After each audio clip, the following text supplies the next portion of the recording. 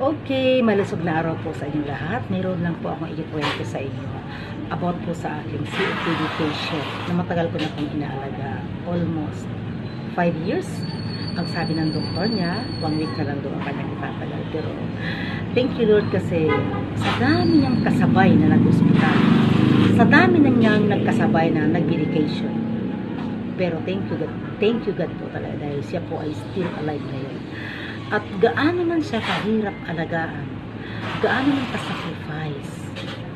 Sabi nga, yung tinatawag na unconditional love, gagawin mo talaga para sa kanya at para kayo. Nung dumating po ang time na halos talaga dying na naman po siya, paulit-ulit po siyang inaatake. Kaya, nilagnat po siya ng halos 2 gabi. Tapos, nung nilagnat po siya, wala na siyang ibang naisip. Parang tulog na lang siya. Ayaw niya na kumain, ayaw niya na uminom. Tapos, umubos siya. Nung umubos siya, wala siyang power. Parang natrap po siya dito. Kaya, ginawa ko, nag-pray ako, sabi ko, Lord, napapagod na ako, Lord. Ano po ang gagawin ko? Halos nauubos na po ang aming budget. Pero, Lord, please help me. Give me wisdom. At ang good news po, after my prayer, nagulat ako, nagkuha ako ng takore, tapos kinuha ko yung electric stove, pakulo akong tubig, tapos nilagyan ko ng toothpaste. Ito po ay totoong kwento. Nilagyan ko po siya ng toothpaste. Tapos ngayon, gumawa ako ng cone na parang ice cream, di ba? Binutasan ko siya, tapos ipinasok ko siya sa takore. Tapos ngayon, di habang sumisingaw siya na kumukulo yung tubig, na sumisingaw din ito, nilalanghap niya po. Kaya habang nilalanghap niya, nare-relax yung mga nerves niya, kaya naglabasan yung mga phlegm, at hindi pa doon nagtatapos yung challenge. Umubo siya ngayon. Nung pag-ubo niya, parang punong-puno siya ng plema dito. Kaya, ang ginawa ko, thank you Lord talaga ang ginawa ko. Thank you Lord sa kabutihan ito natutunan ko. Tagtuno ako nito ng 6 GL. Nagtuno ako nito ng 6 spirulina capsule. Nagtuno din ako ng 6 nito cordyceps, good for the lungs, kidney, liver, heart. Tapos nilagyan ko rin siya ng toothpaste. Ginawa ko siyang parang paste na pwede siyang kainumin para siyang nalusaw siya as in. Tapos sinusubuan ko siya ng tubig na sa kutsara lang. Yun lang nagyan. Tapos ngayon, siyempre, nakakatulong siya para lumakas yung resistensya dito.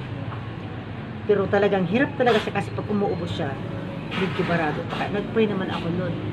Ano pa ba ang pipindutin ko para ma-relax po siya, yung mga nerves niya, para matulungan yung lungs niya mag-function. Nag-research naman ako sa YouTube, kaya malaking tulong po yung nag-aaral po tayo. Malaking tulong yung nagre-research po tayo. Kaya, ayun, nakita ko rin po sa YouTube kung alin po ang dapat pindutin. At sa talampakan po, may pinindot po ako doon. Kaya, praise God talaga. Mula nung ginawa ko yun, alam niyo po mga kaibigan, nung ginawa ko yung paraan na yun, prayer with faith, prayer with action, alam mo ang good news, nung ginawa ko yun, nung umupo siya, dumami yung plema dito, pero dahil nakagamit po siya ng supplement na ito, ang good news, naisuka niya ang dami-dami talagang plema. Kaya, yung time na yun na nag-uubo po siya na para ba siya, gumaganon-ganon yung leeg niya, ang lalaki ng ugat na yung gumaganon.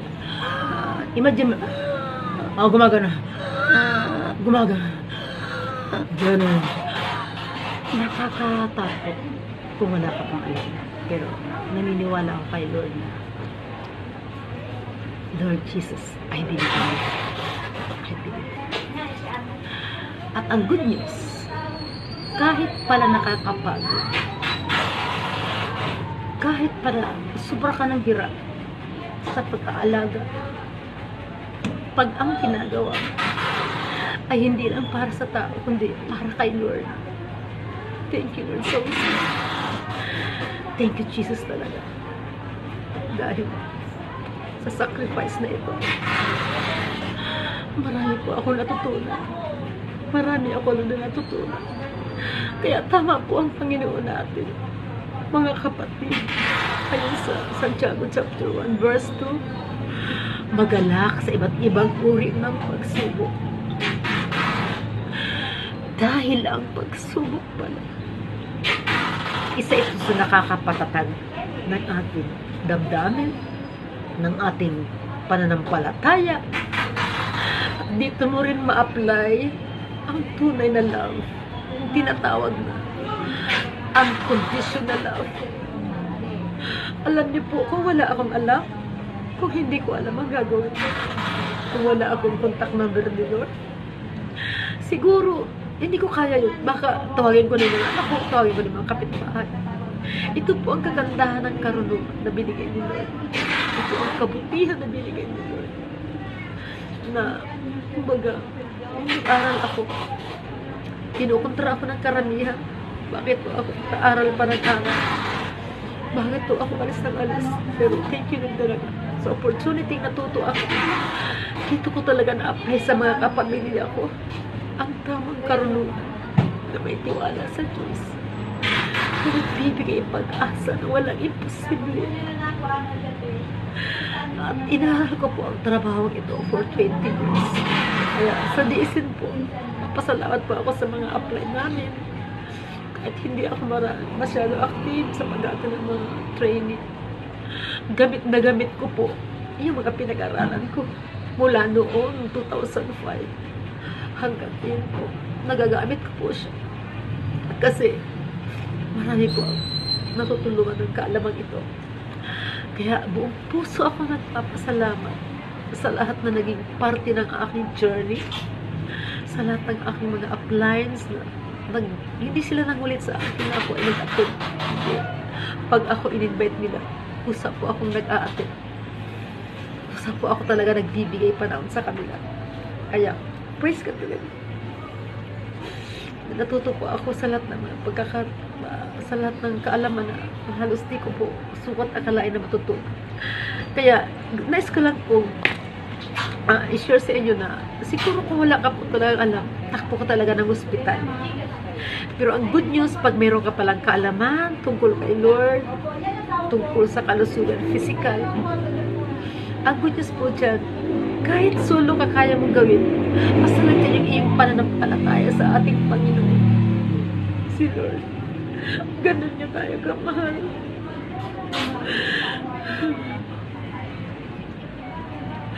Ganun tayo kamahal, Lord. Kaya, pasalamat ako sa mga tao naging parte ng aking paghihirap, sa mga taong umuunawa sa akin, sa mga taong naghandbay sa akin. Thank you, Pastor Cherry. Gaano kahirap yung tinataras ko ngayon.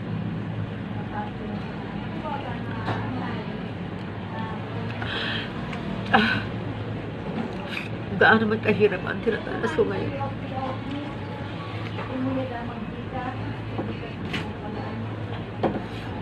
Hindi po ako nawawala ng pag-asa dahil naniniwala ako na sa Diyos walang imposible.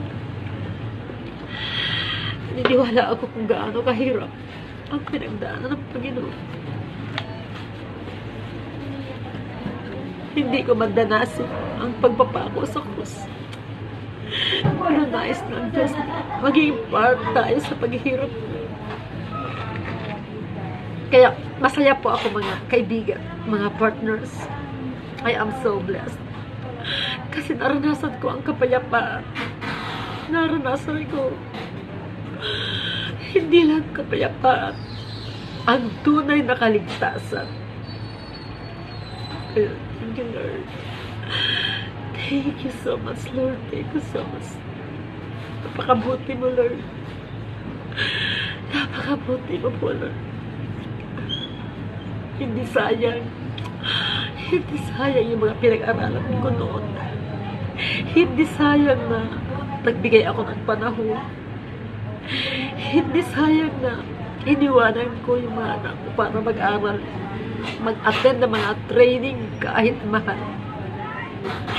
Hindi sayang na umalis ako sa bahay para mag-aral. Hindi sayang na pinili ko po ito.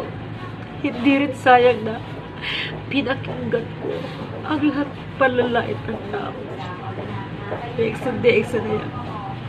Kaya, thank you, Jesus. Thank you, Lord. Salamat nga pala sa mga pagsubok.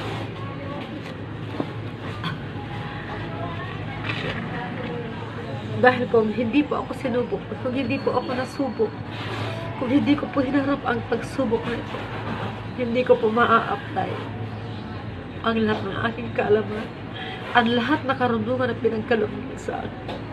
Kaya, thank you so much po sa lahat ng mga nanonood.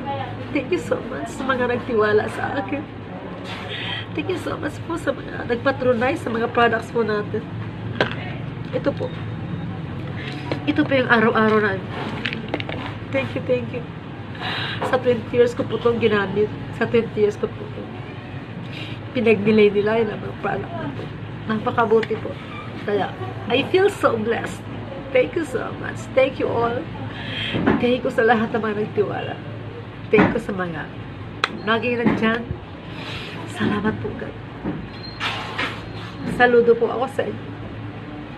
Bye.